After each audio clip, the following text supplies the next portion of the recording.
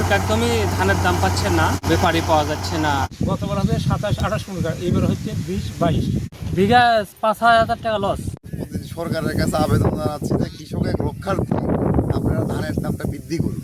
ধানের দাম যখন যেখানে থাকার কথা 1500 টাকা মন কাঁচা ধান, সেই জায়গায় আসতেছে হাজারের নিচে। এই জন্য কৃষক ক্ষতিগ্রস্তের মধ্যে পড়ে গেছে। সারের দাম বেশি, তেলের দাম বেশি, শ্রমিকের দাম 1000 টাকা, 1000 টাকা শ্রমিক ইয়ে করে আর 800 টাকা 900 টাকা মন ধান বিক্রি করে কৃষকের কী থাকে? যে সকল কৃষক এই সকল জমি আবাদ করছে তাদের টাকা ক্ষতি মানে পোষা ওটা খুবই কঠিন। হ্যাঁ, আমাদের আবাদি পণ্যর যদি দাম না হয় কৃষক নিঃস্ব হয়ে যাবে।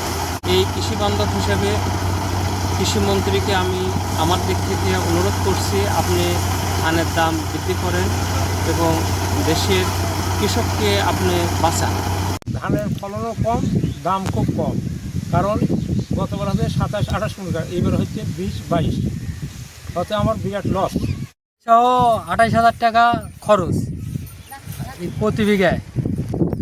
আমাদের এখন ধান বেচলে ধানের বাজার হলো 1200 টাকা, বিঘা 5,000 টাকা লস। প্রায় 25 থেকে 28,000 টাকা ব্যয় হয়েছে। সেখানে আমরা ধান উৎপাদন করে এক বিঘায় জমিতে যে ধান বিক্রি করছি সেই ধানে 20-22 হাজার টাকা জমতেছে। কৃষকের প্রতি বিঘায় 5 থেকে 7,000 টাকা লস হচ্ছে। আমাদের এই খরচটা হয়েছে যখন ফাঁকা জমি ছিল, ওই জমিতে কচুরিপানা ব্যাপক, তখনই প্রচুর টাকা খরচ হয়ে যায় কৃষকের। এই সূত্রে আর এইবার এমনিতে আবহাওয়া খারাপ, কৃষকের অবস্থা খুবই খারাপ।